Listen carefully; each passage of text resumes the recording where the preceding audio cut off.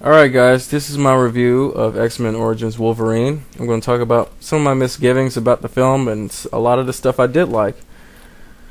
Okay, well, Wolverine's played by the same guy. Victor Creed is played by Liev Schreiber. And some of our old favorites are in here. There's even a cameo appearance by some of the X-Men from the X-Men films as kids, which I didn't like. But basically, the plot follows Wolverine and Sabretooth throughout their lives. Everybody knows that they're half brothers. I'm not going to give away too much of the plot, but basically it follows Wolverine throughout his life and shows how he got tangled with William Stryker, how he got the adamantium, and they're in between that fights. Lots of fights. Pretty decent fights in my opinion. And I'm going to talk about the movie overall. The quality of the movie was pretty good. I didn't like the fact that there was a cameo by young versions of the X-Men, even a young version of Emma Frost, which I didn't really enjoy. I thought that just felt strange. There is even a cameo of young Storm in a trailer for it, but she wasn't in the movie. Gambit is in the movie finally, but here's the thing. The writers of the X-Men, who are X-Men fans, have said that they wouldn't use Gambit unless he had a major role in the film. Gambit doesn't have a major role in this film, which means that they should have used him all along. In my opinion, they should have used him over Iceman or Pyro. Honestly, they should have used Gambit over Pyro, which, I thought would have been pretty good. I mean, it wouldn't have disrupted the special effects budget to have exploding CGI playing cards or anything. But overall, I liked Gambit in this film. He was there, and let me just explain. He is true to the comics. It's the same guy.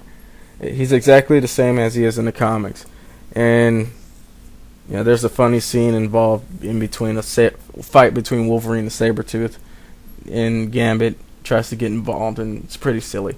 Also in there is Ryan Reynolds playing Wade Wilson / Deadpool. It's kind of funny. This is the second Marvel movie playing a different character. But Deadpool's appearance was really, really good. I really enjoyed it. And then another actor ended up playing him after he was experimented on and became Weapon 11 towards the end of the film.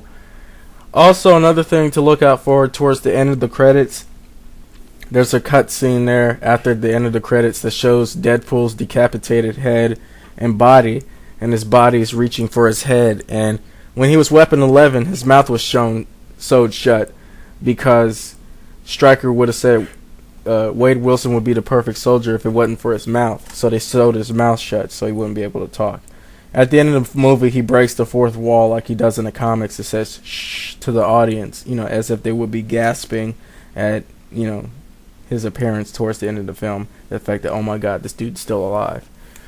But overall, the movie, I would give it 4 out of 5 stars. It doesn't get 5 stars just for the fact that I didn't like the guest appearance of the X-Men. They even have Quicksilver locked up in one of the cages, which I thought was pretty humorous, considering that Quicksilver is Magneto's son, and they made no mention of him in any of the X-Men movies, which would have been pretty neat, but they didn't. Another character that shows up is the Blob. Also, Kestrel shows up. Kayla Silverfox, if anybody remembers her. Chris Bradley / Bolt. And also David North, Agent Zero, also shows up in the film, who's also known as Maverick. And another thing, the 2 old people in this film that rescue Wolverine after he ran away from the facility is Travis Hudson and Heather Hudson. For all of you comic book heads out there, we all know that that's Guardian and Vindicator from Alpha Flight. The thing is, here's a spoiler, they both ended up getting killed by Maverick, and they're both, older people, which I think they've unfortunately gave up a chance to make a whole nother franchise almost with Alpha Flight. I yeah, hey, I'm just saying, it could be a long shot, but I'm just saying it could have been a possibility for a spin-off for them to make an Alpha Flight film, or to some degree or another. Who knows? They might try to do it. Anything's possible. I mean, Wolverine's, like, in my mind, the first Canadian superhero to really be given his due in any medium. First it was cartoon, now it's, his own feature film. That's really historic in its own right.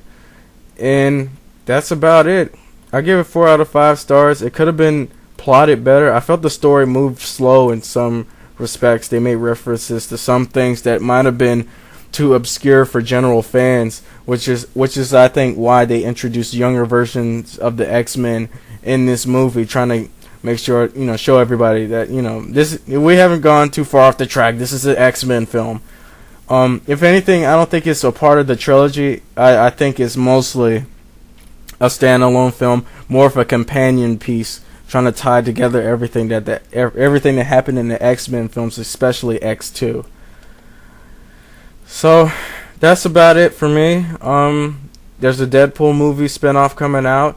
Also, X-Men Origins Magneto is supposed to be in development. Like I said, they blew it with the possibility of an Alpha Flight film. And that's about it. There might even be a sequel to this, so keep your ears to the ground for that. And the next Marvel film we have to look forward to is Iron Man 2. And after that, The Mighty Thor. And then Captain America. And then finally, The Avengers, which I think may very well be the omega of this run of comic book based films. If they make The Avengers, that'll be it. Also, Spider-Man 4. Don't let me forget Spider-Man 4.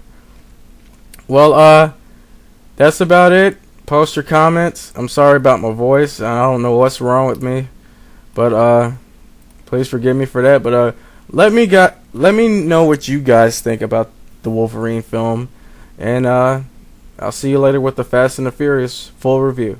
Peace.